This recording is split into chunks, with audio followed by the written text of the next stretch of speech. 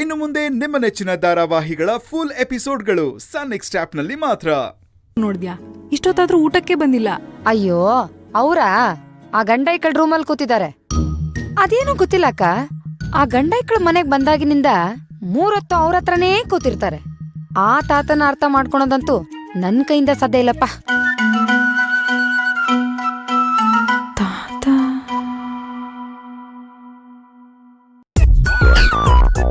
Enjoy boys enjoy.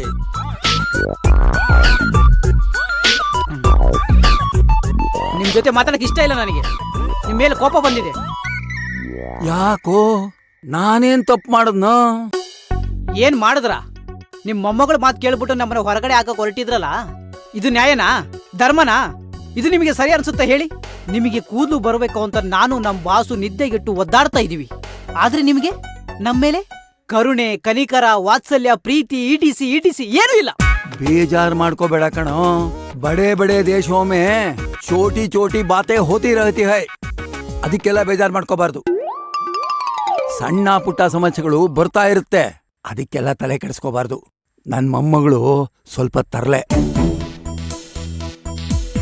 ಇದನ್ನೆಲ್ಲ ಮನ್ಸಲ್ಲಿ ಇಟ್ಕೊಂಡು ಕೋಪ ಮಾಡ್ಕೊಂಡ್ರೆ ಹೆಂಗೋ? ಸುಮ್ನಿರಿ ತಾತ. ಆ ಗೌರಿಯವರು ಪಾಪ ಬಂದು ನಮ್ಮನ್ನ ಕಾಪಾಡಿಲ್ಲ ಅಂತಂದಿದ್ರೆ ನಾವು ಲಗೇಜ್ ಸಮೇತ ಕಿಕ್ಔಟ್ ಆಗ್ತಾ ಇದ್ವಿ. ನಮ್ ಬ್ಯಾಗ್ ತಗೊಂಡು ಹೊರಗೆ ಎಳೆದು ಬಿಸಿ ಆಗ್ಬಿಟ್ರಿ ನೀವು. ಛೇ, ರೆಸ್ಪೆಕ್ಟೇ ಇಲ್ಲ, ಫುಲ್ ಅನ್ರೆಸ್ಪೆಕ್ಟ್. ನನಗಿರೋದು ಒಂದೇ ಒಂದು ಹಾರ್ಟು ತಾತ. ಎಷ್ಟು ಹಾರ್ಟ್ ಆಯ್ತು ಗೊತ್ತಾ ನಿಮಗೆ? ಸುಮ್ನಿರ. ಬೇರೆಯವ್ರಿಗೆಲ್ಲ ಏನ್ 10 ಹಾರ್ಟ್ ಇರುತ್ತಾ? ಎಲ್ರಿಗೂ ಒಂದೇ ಹಾರ್ಟೇ ಇರೋದು. ಆ ಒಂದು ಹಾರ್ಟಲ್ಲೇ ಡಜನ್ ಗಟ್ಲೆ ಹುಡುಗಿರ್ನ ಮೇಂಟೈನ್ ಮಾಡ್ಬೇಕಣೋ. ಹೌದಾ?